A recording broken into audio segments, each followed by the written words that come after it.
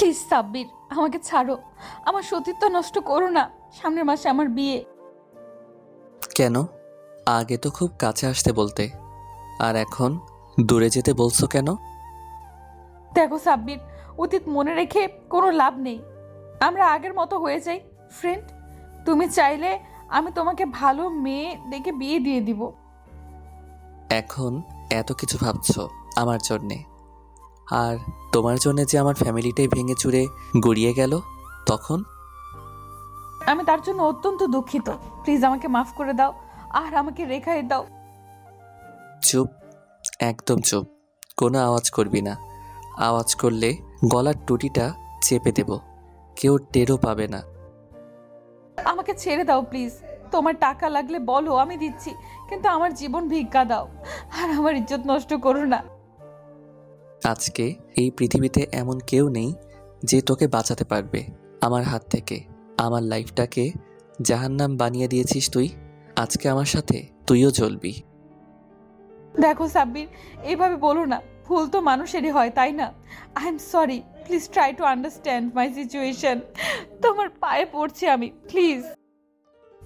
আমার সিচুয়েশনটাও তখন এর থেকে খারাপ ছিল, কিন্তু তুই কি আমাকে বোঝার চেষ্টা করেছিলি? তখন আমার ভুল হয়েছিল, এখন আমি আমার ভুলটা বুঝতে পারছি। প্লিজ সাব্বির, এমন করো না। সাব্বির রিয়ার গায়ে থাকা জামাটার হাতা টান দিয়ে ছিঁড়ে ফেলল। কেউ বাঁচাও আমায়, এই জানোয়ারটার হাত থেকে বাঁচাও। প্লিজ আমার সাথে এমন করো না সাব্বির, আমার ইজ্জত নিয়ে খেলো না। নিঃশব্দ হয়ে দাঁড়িয়ে আছে সাব্বির। খুব হাসি পাচ্ছে, কিন্তু হাসতে পারছে না। কান্নাও পাচ্ছে, কিন্তু কান্না করতে পারছে না। হাতে একটা দড়ি, আর খোলা চুলগুলো দিয়ে চেহারাটা ঢাকা। খোঁচা খোঁচা দাড়িতে ভর্তি গাল, আর চোখের নিচে কালো দাগ, যেন জেল খাটা আসামি। রিয়া পেছাতে পেছাতে গাছের সাথে গিয়ে ধাক্কা খেলো। পালানোর জন্য উঠে দাঁড়ালো, কিন্তু পারল না। যেন শক্তি পাচ্ছে না উঠে দাঁড়ানোর। তবুও গাছের সাথে ভর দিয়ে কোনো রকমে উঠে দাঁড়ালো, আর শরীরের অবশিষ্ট শক্তিটুকু দিয়ে বাঁচার জন্য একটা প্রাণপণ দৌড় দিল। রিয়া দৌড়চ্ছে, আর পিছনে সাব্বির দৌড়চ্ছে। সাব্বিরের মুখে একটা পৈশাচিক হাসি, আর রিয়ার চোখে মুখে এক অজানা ভয়। জঙ্গলের মাঝখানে এমন এক জায়গা যেখানে দূর দূরান্ত পর্যন্ত কেউ নেই, চিৎকার করলেও কারোর কানে যাবে না। আর খুন করে কাউকে ফেলে রাখলেও লাশ পেতে পেতে লাশ পচে গলে হয়তোবা মাটির সাথে মিশে যাবে। ভাবছেন যে সাব্বির একটা ভিলেন চরিত্র, তাই তো? কিন্তু গল্পের শুরুতে সবটা অন্যরকম ছিল। 5 বছর আগে সাব্বিরের বাবার বাইকটা আজকে আবারও ডিস্টার্ব দিয়েছে। প্রতিদিনের একই গল্প, অফিসে যাওয়ার সময় হলেই এমন হয়। সাব্বির, এই সাব্বির, কোথায় তুই? বাড়ির সামনের গলিতে বাচ্চাদের সাথে ক্রিকেট খেলছিল সাব্বির। হ্যাঁ মা, আসছি। হ্যাঁ বলো, কি হয়েছে? তোর বাবার বাইকটাকে মেরামত করিয়ে নিয়ে আয়। আবারও? প্রতিদিনের একই সমস্যা। একটা নতুন বাইক কিনলেই তো পারে। কিনবে। আগে তুই পরীক্ষাটা দে, ভালো একটা চাকরি নে, তোরটাকে কিনে দিবি তুই। দোয়া করো মা, যেন আল্লাহ তোমার স্বপ্নটা পূরণ করে। সাব্বির বাইক নিয়ে ওয়ার্কশপে গেল। বাইক নিয়ে পার্ক করবে বাইকটা, তখনই একটা গাড়ি চলে এলো সামনে থেকে। সাব্বির তাল সামলাতে না পেরে গাড়িটাই বাইক লাগিয়ে দিল।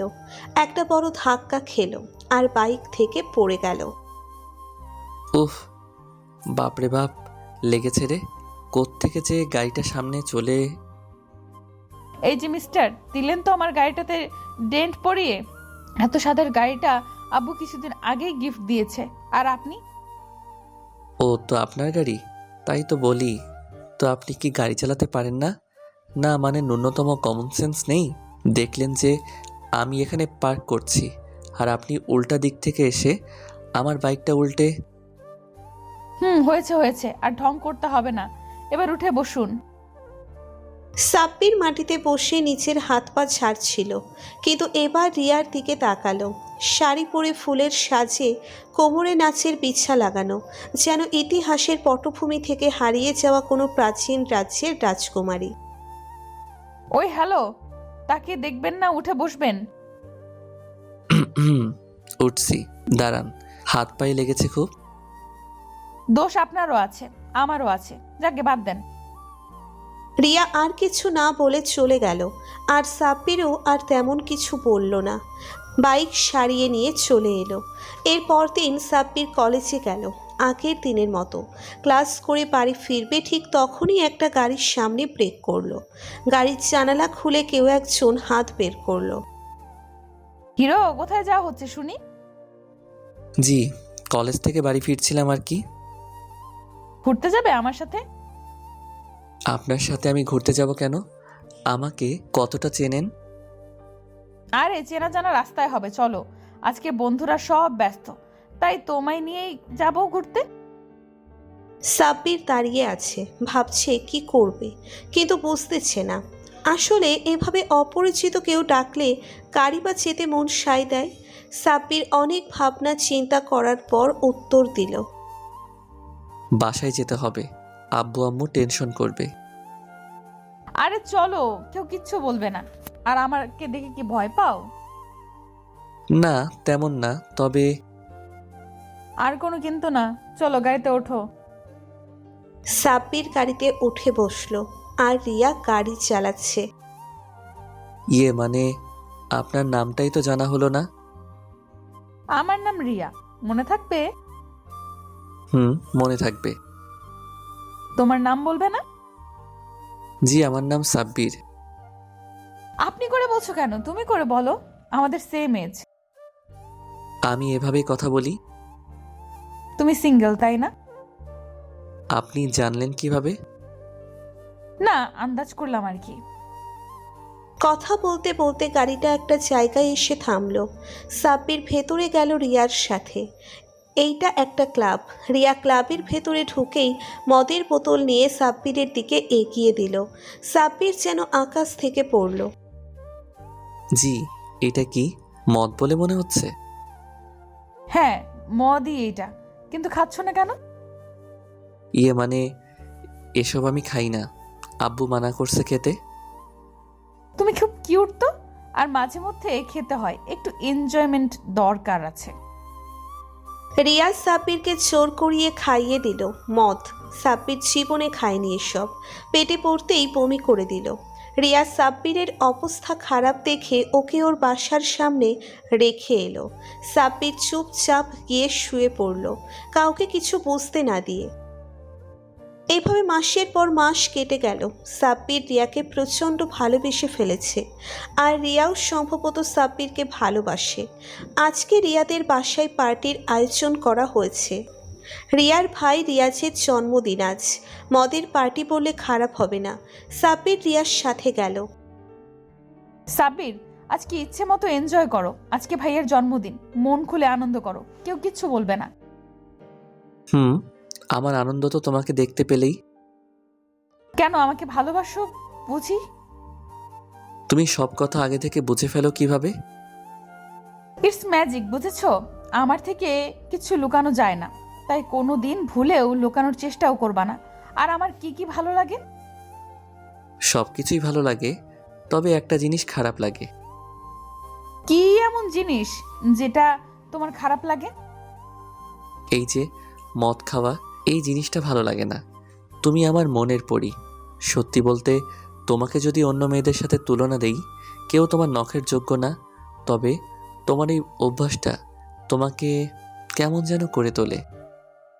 এই জন্যই আমাকে ভালোবাসা যায় না? না না, আমি ওইটা বলি নাই। তবে সাব্বির, কোল্ড ড্রিঙ্কস বাদ দাও আর এটা নাও, খাও। মাসে একবার দুবার খেলে কিচ্ছু হয় না। তবে এটাই লাস্ট। আমি আজকের পর থেকে আর খাবো না। আর আশা করি তুমিও যাতে না খাও। রিয়া, লাইফটা অনেক ছোট, তাই এসব করে সময় নষ্ট না করে সময়টাকে কাজে লাগাও। হুম, এখন খাও আর এনজয় করো। রিয়া সাব্বিরের হাতে গ্লাস ধরিয়ে দিয়ে চলে গেল। ছোট স্কার্ট পরে হাঁটু দেখিয়ে আবেদনময়ী পোশাকে খোলা চুলে নাচছে রিয়া। আর আশেপাশের বিভিন্ন বয়সী পুরুষেরা চোখ দিয়ে গিলে খাচ্ছে রিয়াকে।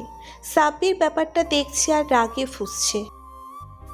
সাব্বির গ্লাস থেকে হালকা একটা চুমুক দিল আর নেশাটা আস্তে আস্তে ধরে উঠল। নেমে সেই পুরো গ্লাস শেষ করে ফেলল। মাথাটা হঠাৎ ঘুরে উঠল। চোখের উপর পানির ছাপটা পড়তেই চোখ খুলল সাব্বির। চোখ খুলতেই দেখতে পেল থানায় লকআপে আটকে রাখা হয়েছে সাব্বিরকে। আমি এখানে কেন? স্যার আমি এখানে কেন? স্যার আমি তো কিছুই করিনি স্যার, আমাকে এখানে আটকে রেখেছেন কেন? কিছু করিসনি? তাহলে আমি করেছি। মদ খেয়ে একটা যুবতী মেয়েকে নৃশংসভাবে ধর্ষণ করে গলা কেটে খুন করেছিস, আবার বলছিস কিছুই করিসনি। স্যার আমার কালকে রাতে কী হয়েছে কিছুই মনে নেই, কিন্তু আমি কোনো খুন আর ধর্ষণ করিনি। আমাকে ছেড়ে দেন স্যার।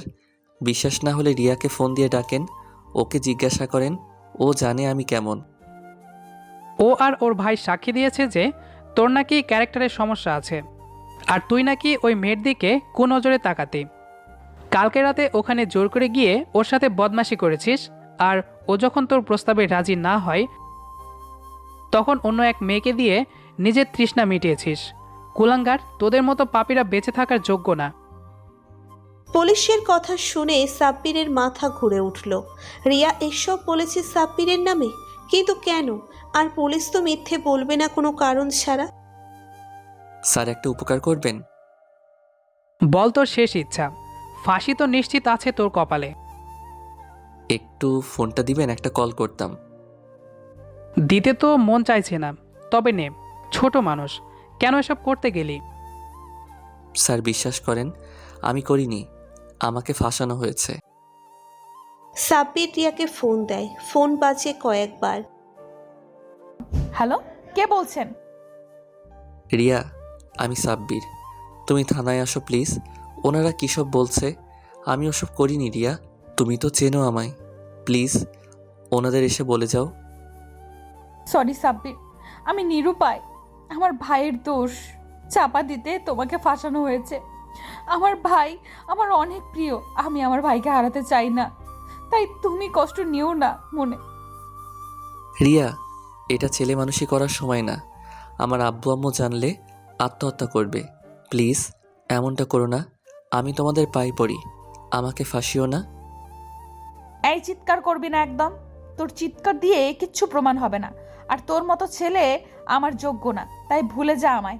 আর দেখ কি শাস্তি দেই তোকে। আর তোর আব্বু আম্মুকে টাকা পয়সা দিয়ে দিবনে, ওনাদের জীবন চলে যাবে, তাই শান্তিতে মরতে পারিস। রিয়া শোনো প্লিজ। হ্যালো রিয়া।